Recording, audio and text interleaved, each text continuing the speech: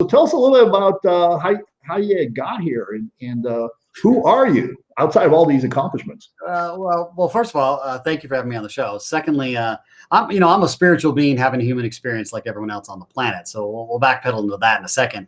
I'm one of those guys that was a third world kid, and my life was kind of planned out for me by my father. By the time I was 5 years old, my father had put a golf club in my hand, and that was my destiny. I was supposed to be a PGA Tour golfer, and that was it. There was no other option for Travis Fox. And so I spent most of my childhood and my middle school and high school years in the golf world. I played other sports, and I was a very good athlete at everything I did, but the passion really kind of came from golf. But the undercurrent was because that's how my father and I could relate. And then when I had my first real kind of emotional tragedy, and I say emotional tragedy from the perspective of heartbreak, I didn't really understand how to emotionally deal with this. I had been trained mentally on how to win, how to keep my head square in the game, and how to play the game of golf. But I really didn't know how to understand myself or life. And I became a young father at the age of 17, rolling 18. I was a first-time father. It was not planned, as many of them aren't. And that's when real life began for me. And then from there, the mother of my child and I didn't stay together. She was an athlete as well, go figure. But I didn't know how to deal with the heartbreak. I had no clue. I went from literally my life's planned out to now I'm a basket case. I literally just went bananas. And so I went to the psychology department and said, hey, can we fix my head before my entire life unravels?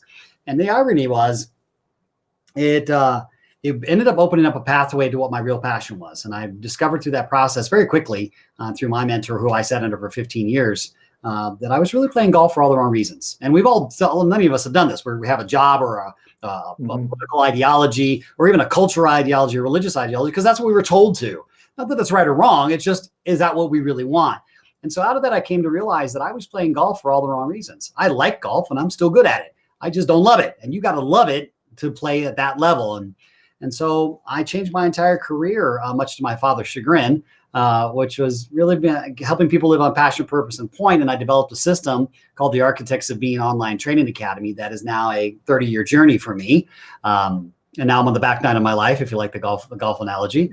And really it helps people understand what's going on in your head, conscious, subconscious, and shadow subconscious. And ultimately, too, not as what's going on, how does it really work? More importantly, how do I change it? How do I really create change? Because I was one of those guys, I'm a how-to guy. I'm like, they used to say, like the great Jack Nicklaus, Jack used to say, you just got to let go.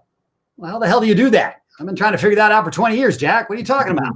And so I developed a system that says, here, this is how you actually do it, that you can now apply to anything. You can apply it to business, you can apply it to sports, you can apply it to your personal life, obviously, and your professional relationships. But we created an entire university where people can come in online, learn the process, and then earn what you learn. Because I'm also one of the believers as a grandfather. I'm a 3-time father and a 1-time grandparent now.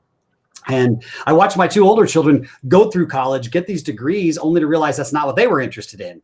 And no pressure from their dad. I said, you follow your heart, whatever that is.